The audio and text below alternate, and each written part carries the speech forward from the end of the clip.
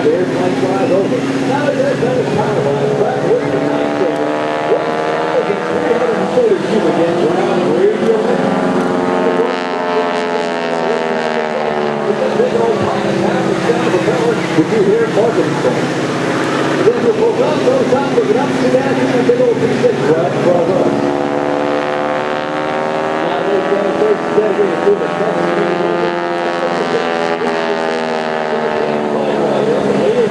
So many putting effort to this performance here today. Matter of fact, Dan Boardwalk flew his airplane down here for Andrew yesterday because he got to fly the T-51 down here yesterday.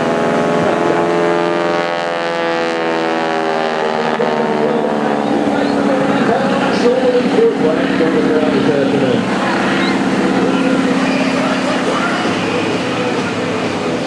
I'd like to thank Atlantic City Chamber of Commerce for hosting such a great air show and the line cavalry is T-6 aircraft to be flown here today. A special shout out to Tom and Marie, who are part of Andrew's family and are here today in Atlantic City celebrating their 25th anniversary.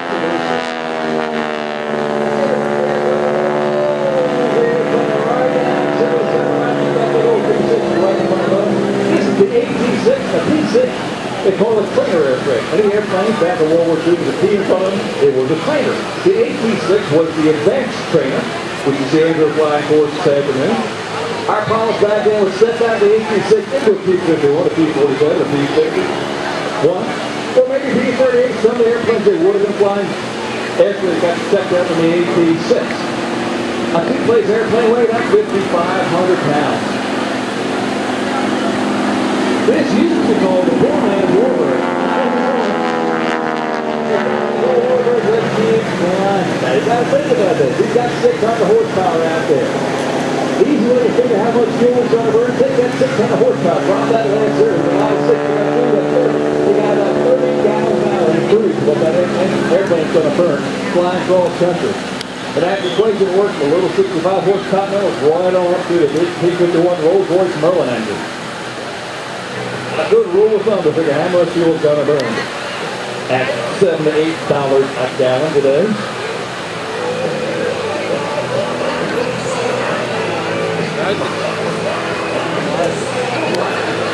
Now, for all you cargo press, the guys that love engines out there, again, that's 1,340 cubic inches. Full power RPM is that 2,250 RPM at full throttle. It's got pistons about the size of a 1-pound coffee can inside those cylinders going up and down. And Breeze is just left-hand side of Airshow. Back to that big old T-6 right above all kinds of Airshow level 1. Andrew, this is right now. Airshow center. Easy backers, one hit, two, and there. Going further right here, one upside in. This is what's known as the barrel roll. If you could imagine Andrew's flying that T-6 in the one-handed barrel, rolling in there, putting on the inside the barrel, you've got as much barrel barrel roll.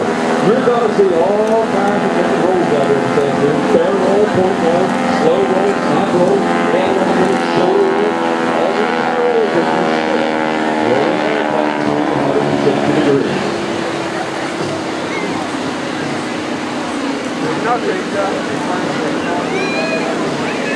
Now back to World War II, the part of the war back then, if you learn to fly, you put time on an T-6 aircraft.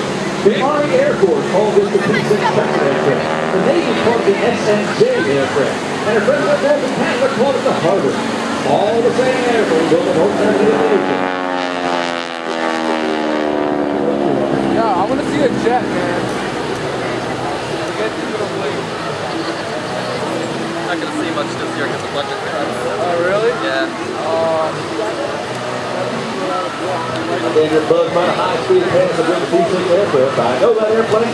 I got to fly that airplane several years ago. I saw practicing. T-6 is a very nice flying airplane for something to raise like much. Very light on control.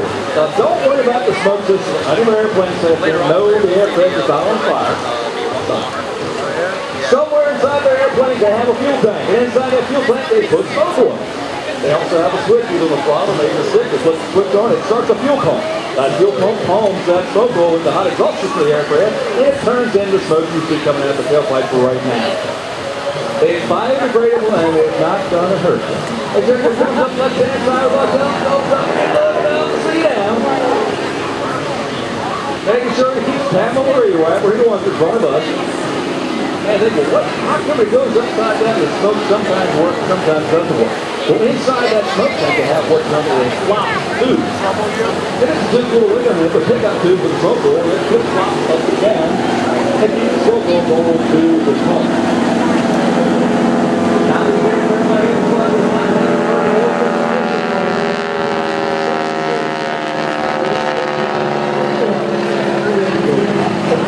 And Kitchen Duck's got a big ball flying out the tail button.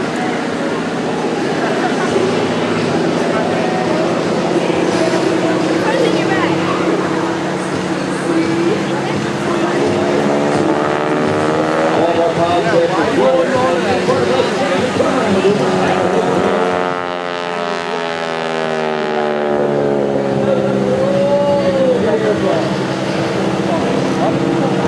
if you talk about the pilots, they say, what's the hardest maneuver to do? And all I'm going to tell you, it's probably the super slow roll. When they take that airplane so roll through 360, they do it nice and slow. That's a difficult one to do. You're trying to maintain attitude, maintain money. I think he's below the back of the airplane up this back. He's going to pull that down. What's not a little rate? He's pulling hard. He's got the power and pull that out. Pull that out. Pull that out. And today, 3-6, Pamela Marie.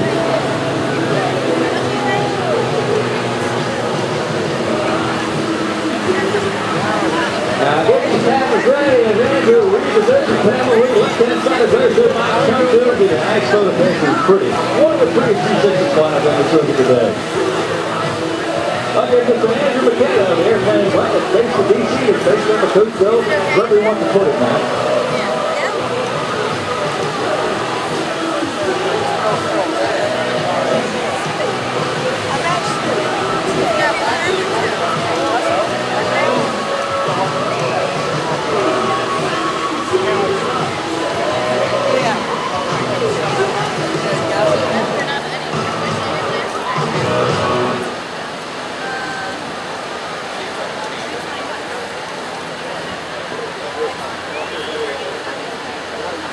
Ladies and gentlemen, we'd like to point out for you, you heard earlier about the Doctors and Transportation Authority and the running of the airport. And to give you an idea how that airport came into being.